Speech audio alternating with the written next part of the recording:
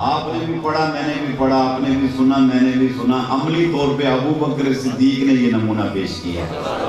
دعا کریں اللہ تعالیٰ ان کا صدقہ ہمیں بھی وہ عشق عطا فرمائے۔ غزوہ بدر کے اندر جب جنگ ہوئی نا تو اور اس کے بعد آپ کا بیٹے حضرت عبد الرحمن جب وہ کلمہ گو ہوئے، مسلمان ہوئے، تو ایک دن کہنے لگے بابا آج آپ کو ایک بات بتاؤں۔ فرمایا بتاؤ۔ کہنے لگے بدر کی جنگ میں کئی بار آپ میری تلوار کی زد کے نیچے آ گئے تھے۔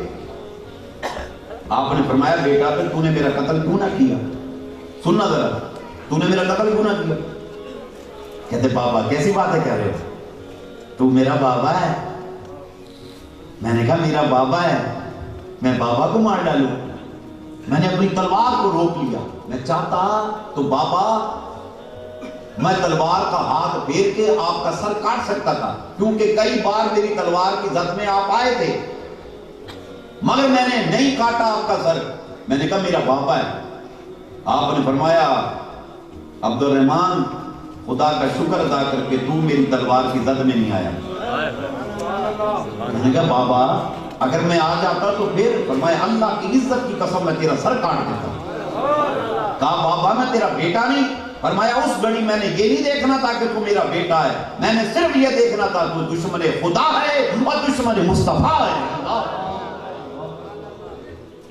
ہمارے لیے رشتے سب کے سب جو ہیں وہ مصطفیٰ کی وجہ سے ہیں۔ قال النبی صلی اللہ علیہ وسلم لا یؤمن احدکم حتی اکون احب الیہ من والدہ ووالدہ من والدہ ووالدہ من والدہ ووالدہ والناس اجمعین۔ فرمایا کوئی اس وقت تک مومن نہیں ہو سکتا جب تک کہ وہ اپنی ماں سے، اپنے باپ سے، اپنی بیوی سے، اپنے بچوں سے، جہان بھر سے بڑھ کر مجھ مصطفیٰ سے پیار نہ کرے، وہ مومن کہلانے کا حقدار۔